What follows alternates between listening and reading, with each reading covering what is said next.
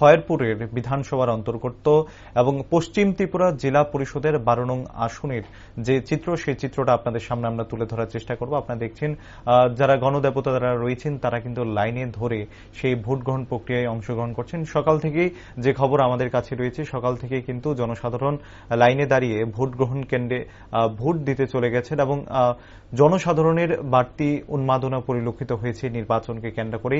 এবং সেখানে ভোট গ্রহণের যাবতীয় ব্যবস্থাপনা পরিদর্শনে গিয়েছিলেন এই কেন্দ্রে বিজেপি মনোনীত প্রার্থী বিশ্বজিৎ শীল, যিনি এই পঞ্চায়েত সমিতির প্রাক্তন চেয়ারম্যানও ছিলেন। তিনি এবার জেলা পরিষদের 12 নং আসনে বিজেপি মনোনীত প্রার্থী এবং তিনি কিন্তু ভোট গ্রহণের যাবতীয় যে ব্যবস্থাপনা সেটা ঘুরে দেখেছেন এবং জনসাধারণের বক্তব্য যেটা শুনতে পাওয়া গেছে, নির্বিঘ্নে কিন্তু এই ভোট গ্রহণ প্রক্রিয়া অনুষ্ঠিত হচ্ছে। একবার আপনাদেরকে শোনাবো এই ভোট গ্রহণ কেন্দ্র প্রক্রিয়া নিয়ে কি বলছেন বিজেপি মনোনীত প্রার্থী। আপনারা জানেন, আমি ওল্ডাগরতলা পঞ্চায়েত সমিতির চেয়ারম্যানের দায়িত্বে ছিলাম গত 5 বছর।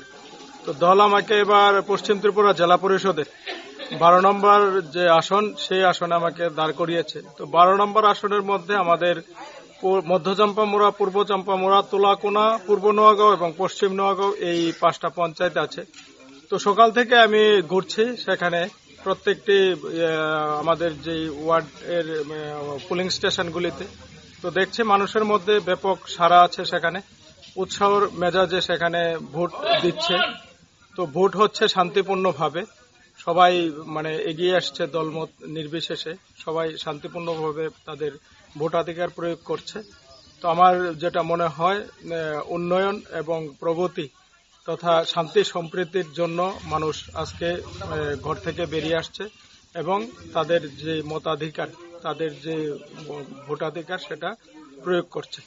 বিরোধীদের উদ্দেশ্যে কি বার্তা থাকবে আপনার? আমি আগেও বলেছিলাম যে বিরোধীরা তাদের প্রার্থী খুঁজে পায়নি, তার জন্য পঞ্চায়েত এবং পঞ্চায়েত সমিতিতে আমরা বিনা প্রতিদ্বন্দ্বিতায় জয়ী হয়েছি।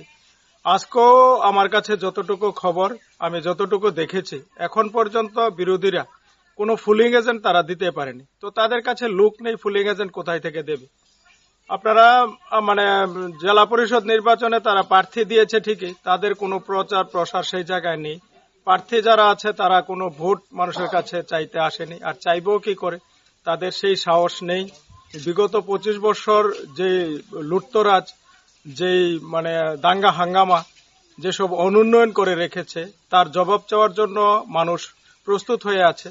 তো মানুষকে এড়িয়ে যাওয়ার জন্য, মানুষের সামনে তারা না এসে সেখানে শুধু প্রার্থী দিয়ে ভোট চাইছে। তো মানুষ এই নির্বাচনে তাদেরকে উচিত শিক্ষা দেবে, তাদের জামানত জব্দ হবে, আর জামানত জব্দ এমনভাবে হবে, এত বিশ্রীভাবে হবে, যেটা মানুষের কাছে তারা ফল কি হয়েছে সেটাও বলতে পারবে না, লজ্জায় সেটা তাদের মাথা কাটা যাবে।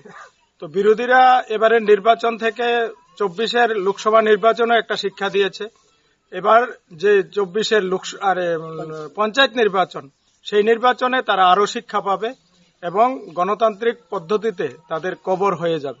এলাকাবাসীর উদ্দেশ্যে কি মেসেজ থাকে? এলাকাবাসীর উদ্দেশ্যে আপনারা যেটা খয়েরপুরে তথা সারা ত্রিপুরা রাজ্যে যে উন্নয়নযোগ্য চলছে, খয়েরপুরের যে বিভিন্ন দিক দিয়ে যে উন্নয়নের কাজকর্ম চলছে, সেই ধারাকে অব্যাহত রাখতে এবং আমাদের যে শান্তি সম্প্রীতি যেটা আছে সেটা বজায় রাখার জন্য আমি বলবো, উন্নয়নের স্বার্থে আমাদের মোদিজির হাতকে শক্তিশালী করতে, আমাদের মাননীয় মুখ্যমন্ত্রী ডক্টর মানিক শাহর হাতকে শক্তিশালী করতে এবং আমাদের এই এলাকার মাননীয় বিধায়ক রতন চক্রবর্তীর হাতকে শক্তিশালী করতে তারা উন্নয়নের